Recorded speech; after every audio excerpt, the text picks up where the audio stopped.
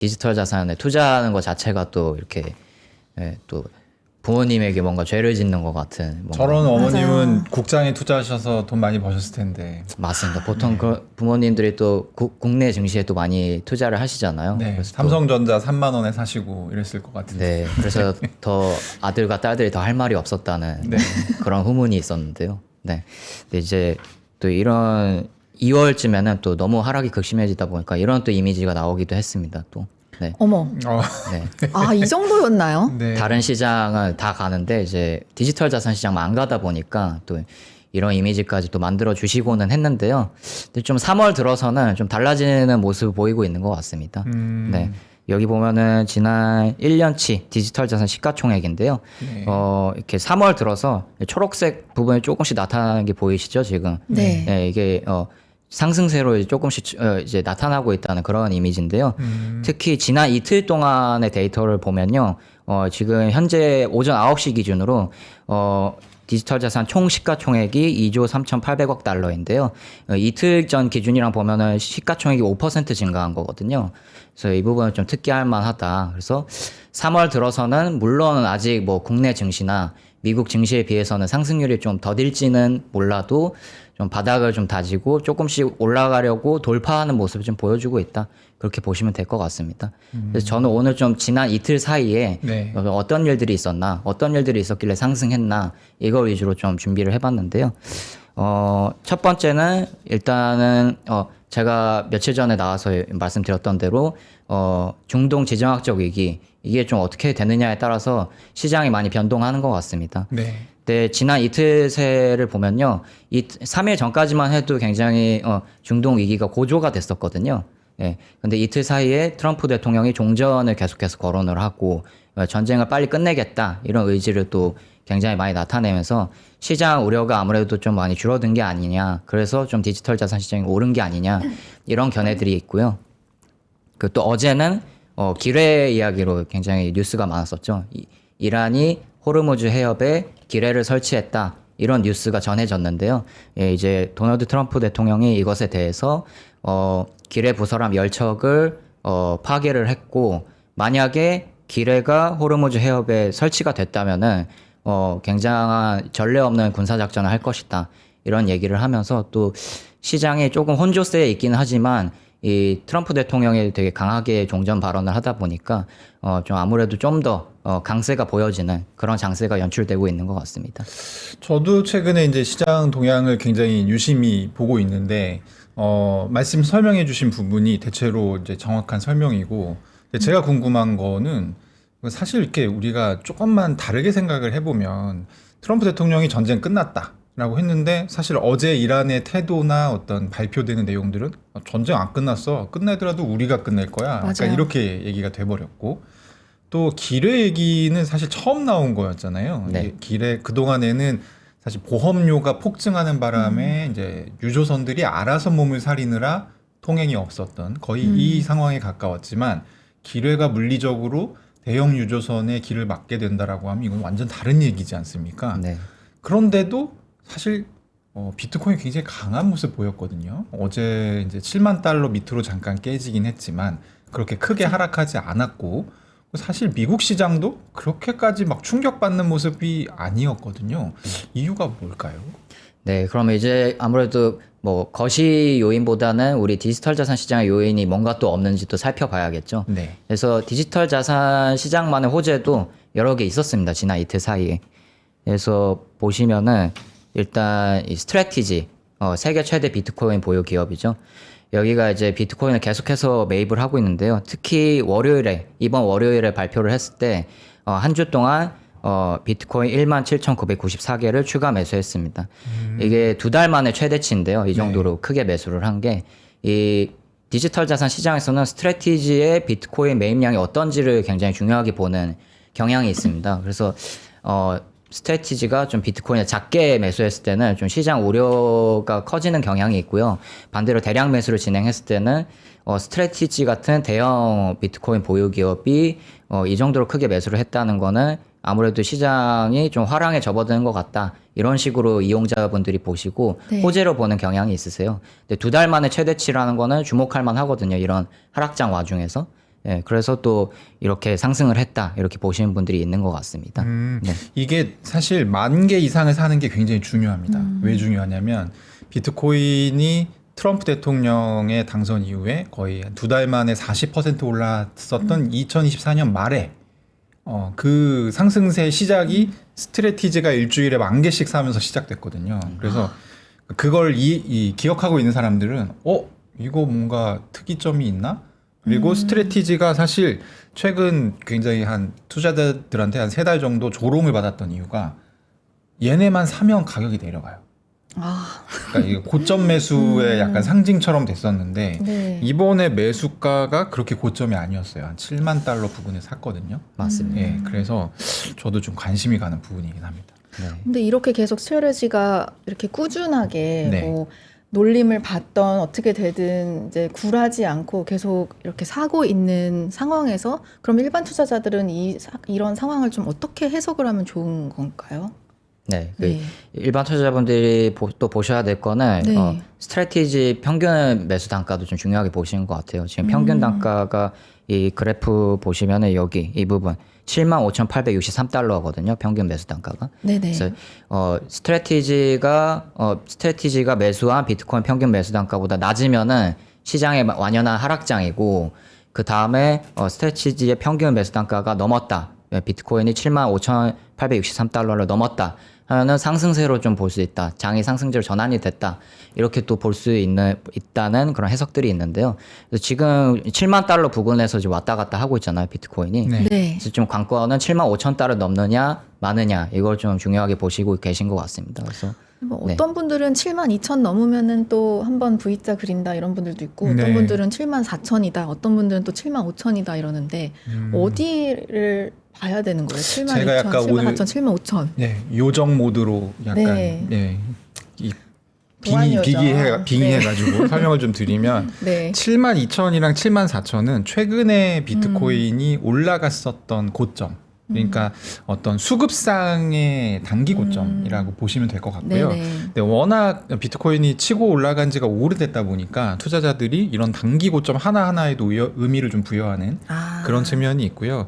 사실은 스트래티지 같은 경우는 이제 디지털 에셋 트레저리라고 해서 DAT 기업이라고 전문적으로 이 가상자산, 디지털 자산을 사서 보유를 하는 그런 컨셉의 기업인데 이게 총 평균 매수 단가 밑으로 비트코인 가격이 내려가게 되면 문제가 이 기업이 펀딩할 수 있는 역량이 급격히 좀 지장을 받는 측면이 있습니다. 그래서 사실은 아까 박상혁 편집자님이 설명해 주셨다시피 75,853달러가 지금 평균 매수 단가인데 요 위로 올라가는 게 굉장히 중요한 상황이에요. 그래서 지금 이 10,000개 이상 산 매수에 대해서 사람들이 의견이 갈려요. 어떻게 갈리냐면 네. 펀딩이 안 되는 가운데서도 10,000개 이상 샀다는 거는 승부수를 던진 거다. 요렇게 보시는 분들도 있고 네. 저거 무모하다. 무모하다. 네, 왜냐하면 지금 뭐 매크로나 거시경제나 아니면 지정학적 위기상 어떻게 될지를 모르는데 더 내려갈 수도 있는데 여기서 10,000개나 사면 이제 가격이 내려가게 되면 손해가 더 커지고 펀딩이 더 안 되니까 요런 약간 속사정이 있습니다. 뭐 시간이 좀 지나 봐야 알겠네요. 네, 또 그렇습니다. 한 번의 놀림을 받을지 아니면 이번에는 네. 제대로 된 선택을 한 건지를 알게 되려면. 그렇죠. 네. 네, 맞습니다. 그래서 DAT 기업에 대해서 대표님께서 잘 설명해 주셨는데요. 또 다른 또 DAT 기업이 있습니다. 비트마인이라는 이더리움 최대 보유 기업이 있는데 여기도 DAT 방식으로 뭐 회사에 신주 발행한다던가 채권을 새롭게 발행을 해서 거기서 조달한 자금으로 이제 이더리움을 계속 사고 있거든요. 근데 여기서도 월요일에 발표를 했는데 한 주 동안 이더리움 6만 개를 매수를 했습니다. 이건 또 3개월 만에 또 최대치거든요.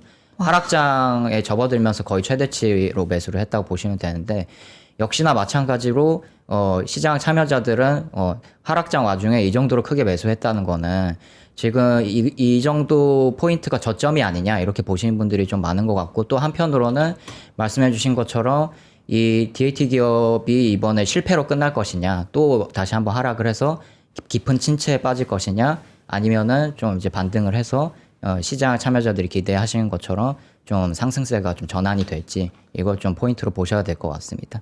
네.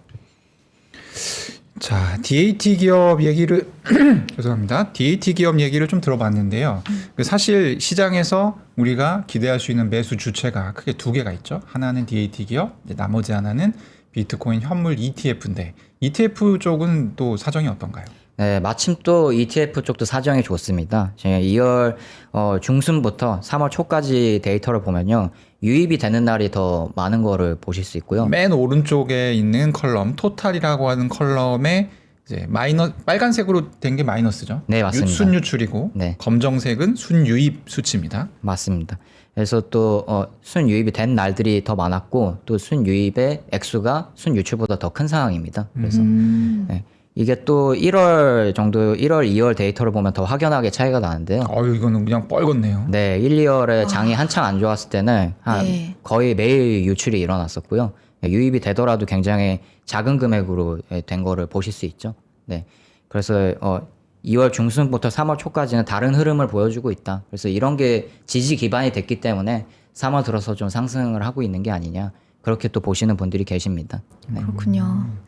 또 뭐 저희가 참고할 근데 뭐가 하나 더 있었는데요? 네, 그래프가. 네. 이제 또 미국 기관들이 좀 어떻게 투자를 하고 있냐 이 주요 지표가 또 하나 있습니다.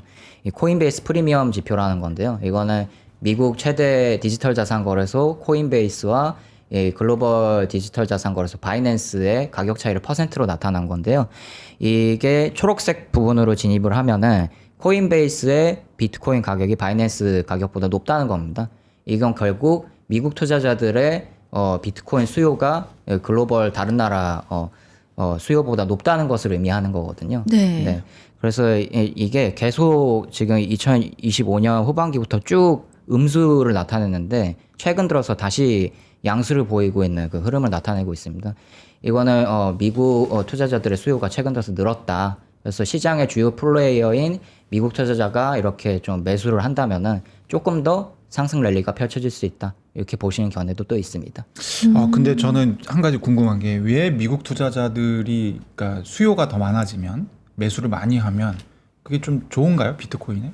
네, 이게 뭐 그 이제 크립토 시장 같은 경우에는 국경을 초월한 또 시장이다 보니까 네. 미국은 그냥 원 오브 댐이 아니냐 이렇게 네. 보시는 경우도 있는데 이게 트럼프 대통령 취임 이후에 좀 많이 달라진 것 같습니다. 미국 기관들이 굉장히 많이 진입을 하고 있고요.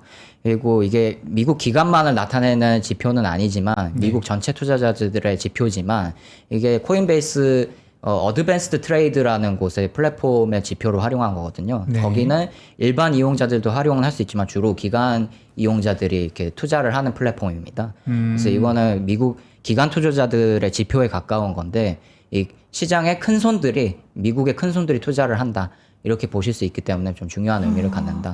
그렇다면 이제 요게 좀 코인베이스 프리미엄이라고 하는 수치가 증가를 한다라고 하면 이 시장 투자자들은 이거는 진짜 반등, 흔히 말하는 찐반에 가까울 수 있다. 이렇게 좀 이해를 하는 모양이군요. 네, 역사적으로 그렇게 이해가 되고 있습니다. 네.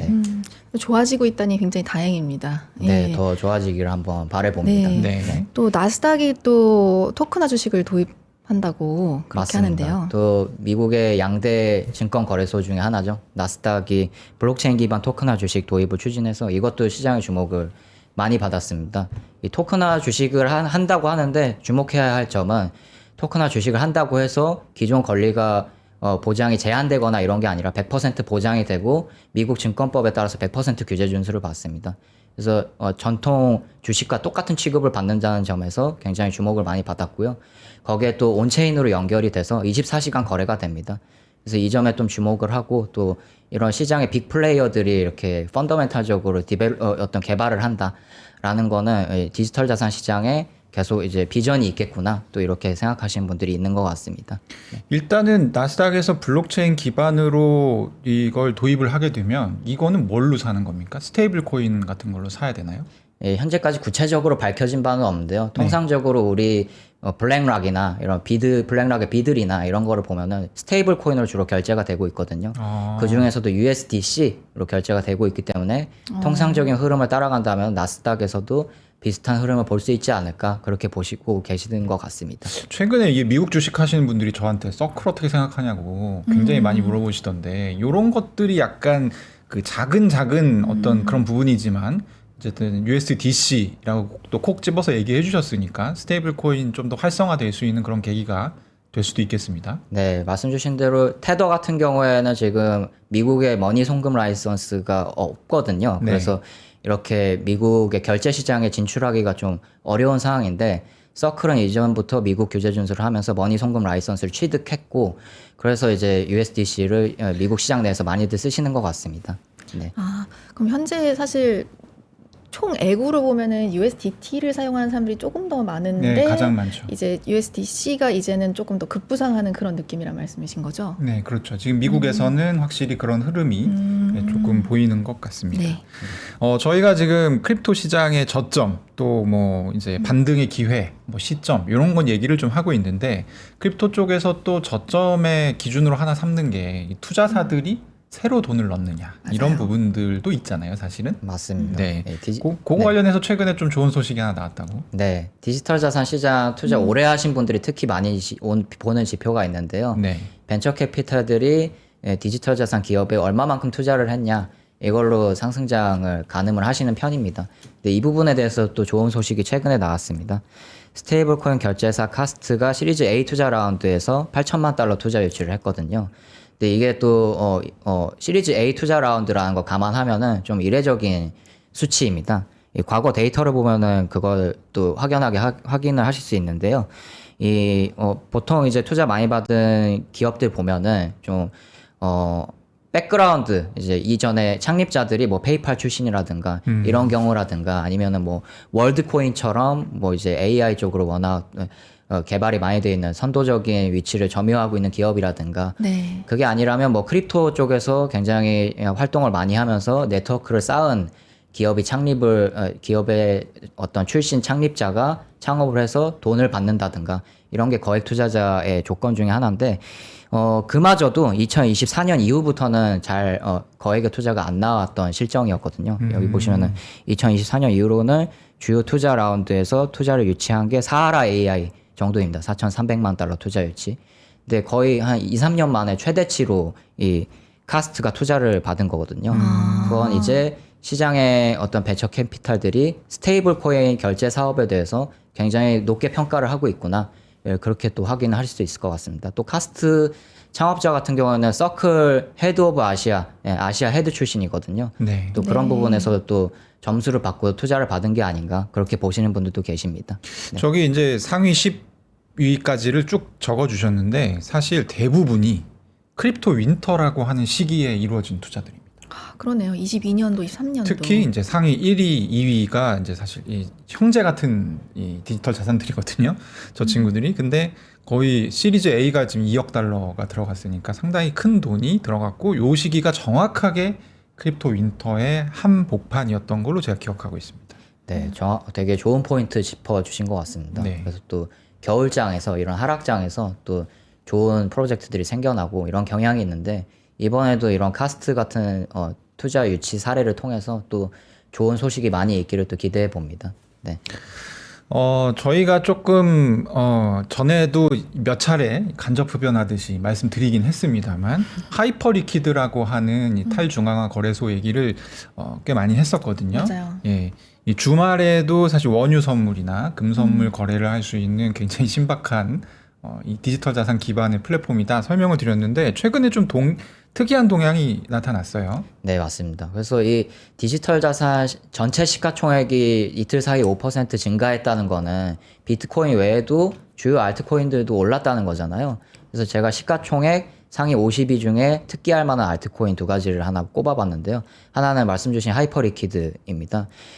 이 하이퍼리퀴드가 어제 기준으로 14%, 12%이 정도 급등을 했다가 지금은 조금 횡보세에 있는데 어제 좀 급등을 많이 해서 시장 주목을 많이 받았습니다. 네. 그래서 이유를 살펴보니까 이 최근에 하이퍼리퀴드에서 원유의 가격을 추종하는 선물 상품이 거래되고 있거든요. 그게 굉장히 거래량이 폭증을 하면서 이게 펀더멘탈 개선에 반영이 됐다고 이용자들이 보시고 투자를 또 많이 하신 것 같습니다. 그래서 이렇게 하이퍼리퀴드 자체 토큰 하이프가 이렇게 가격이 많이 상승을 했고요.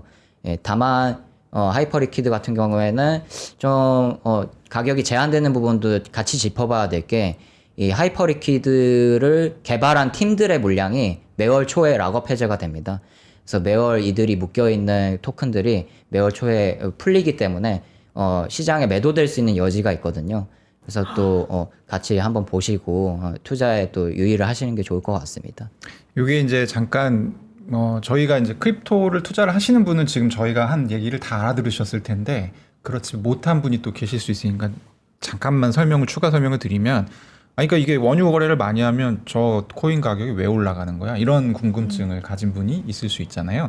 근데 이 하이퍼리퀴드라는 팀에서 이제 수수료를 받습니다. 그래서 그 수수료를 받아서 그에 상응하는 만큼 또 소각을 시키죠. 그래서 전체적으로 거래가 많으면 많을수록 이 하이프라는 토큰의 수량 자체가 줄어드는 그런 구조를 가지고 있어요. 그래서 그런 부분들 때문에 가격이 자연스럽게 상승하게 된다. 뭐 물론 이제 이게 100%는 아닙니다만 그런 내러티브가 형성이 되어 있고 사실 원유 거래량은 굉장히 미미했던 부분이었는데 지금 여기 달라붙어 가지고 뭐 롱 포지션 걸고 숏 포지션 거시는 분들이 상당히 많이 늘어나긴 했습니다. 네. 그래서 근데 말씀하셨던 것처럼 지금 팀 물량이라는 게 있습니다. 이 하이퍼리퀴드라는 프로그램 만든 팀에게 주어지는 보상, 일종의 스톡 옵션 같은 거죠. 근데 이 예수 기간이 이미 끝났거든요. 네, 그래서 지금 다시 그걸 락을 걸어놓은 상태이기는 한데 이 사람들이 갑자기 시장에다가 이걸 내다 팔면 가격은 또 떨어질 수 있습니다. 그래서 이런 부분들을 다양하게 보시고 투자하셔야 된다. 그 얘기를 해주신 것 같습니다. 네. 근데 개인적으로 그냥 갑자기 떠오르는 건데요. 궁금한 건데 지금 원유 가격이 다시 또 내렸잖아요. 그래서 네. 오늘 아까 보니까 한 $86 이대로 내렸던데 네. 이제 그런 상황에서는 이 원유 거래량 이 하이퍼 리퀴드에서 이렇게 되는 것들이 어떻게 영향을 받을지 조금 궁금해지긴 하거든요. 저 입장에서는. 제가 이제 그 분야에 대해서 잘 알지는 못하는데 네네. 가격의 높고 낮음도 중요한데 사실 변동폭이 그러니까 이 변동성이 제일 중요하다고 알고 있어요. 어차피 그 위로도 베팅할 수 있고 밑으로도 밑으로도 베팅할 할 수 수 있으니까. 있으니까. 그래서 지금 같은 경우는 솔직히 말하면 지금 뭐 기뢰를 설치한다 만다 이 얘기 나오고 유가가 당장 내일 100불을 넘어도 이상하지 않은 상황이지 않습니까? 그쵸. 그래서 어쨌든 일확천금을 노리는 그런 이제 고위험군 투자를 즐겨 하시는 분들이 많이 지금 거의 가 계신 것 같습니다. 저는 가까이 가면 안 되겠네요. 네, 조심해야 됩니다. 네. 말씀 주신 대로 이 가격이 높고 낮음보다는 거래량을 많이 중요하게 보는 편이기 때문에 또 가격 변동이 크면은 이렇게 또 거래량이 또 많이 나오는 편이기 때문에 그 부분에 또 많이 주목을 하시는 것 같습니다. 네. 네, 저희가 뭐 여러 가지 지금 얘기하고 있는데 뭐 아무래도 전쟁 얘기 안 할 수 없는 것이고요. 근데 또 오늘 또 미국에서 중요한 발표 하나가 나오고 있죠. 네. 설명을 좀 부탁드립니다. 네, 지금 오늘 오후 9시 30분 한국 시간 기준입니다. CPI 지표가 발표가 됩니다. 중요한 물가 지표인데요. 2월 물론 2월치의 데이터를 반영하는 것이기 때문에 미국과 이스라엘이 이란을 공격할 때 그 부분의 데이터는 반영이 안 됐습니다. 전쟁 영향이 없다는 거죠. 오늘 나오는 데이터는. 네, 전쟁 변수는 반영이 안 된 데이터인데요. 그래도 또 중요하게 보셔야 될 거는 그럼에도 불구하고 시장 전문가 예상치를 상회하는 정도로 CPI 수치가 나왔다. 그러면은 전쟁 변수가 반영이 안 됐는데도 이 정도로 올랐다는 거는 그러면 3월에는 더 심해질 수 있겠네. 이런 시장 우려가 커질 수 있는 거기 때문에 이번 CPI 발표는 되게 중요하다고 할 수 있습니다. 또 물가 오르면은 연준에서는 금리 인하 못 해준다. 인상해야 될 수도 있다. 이런 얘기하면 또 그게 바로 디지털 자산 시장 가격에는 고춧가루로 작용을 하기 때문에 정확하십니다. 네. 네, 그래서 보셔야 될 것 같고요. 네. 두 번째로 또 보셔야 될 거는 늘 말씀드렸던 클래리티 법안. 이게 3월 중순에 지금 상원은행위원회 마크업 청문회가 예정돼 있는 것으로 전해졌는데요. 3월 중순 D-Day를 얼마 남지 않은 상황에서 상원 의원들이 지금 막판 협상을 하고 있는 상황입니다. 그래서 이 협상 과정이 어떻게 되는지 지금 현재 상황에서는 은행처럼 이자 주는 것에 대해서는 스테이블 코인 이자 지급을 금지하는 쪽으로 가닥이 잡혔지만 이용자 활동에 대한 보상에 대해서는 스테이블 코인 보상을 주자 이런 식으로 좀 협상을 하고 있는 것 같습니다. 이 협상 결과가 어떻게 되는지에 따라서 디지털 자산 시장도 가격이 급변할 수 있으니까요. 주목하셨으면 좋겠습니다. 네. 네. 오늘 좋은 말씀 너무 감사드리고요. 다음에 또 모시겠습니다. 감사합니다. 네, 감사합니다.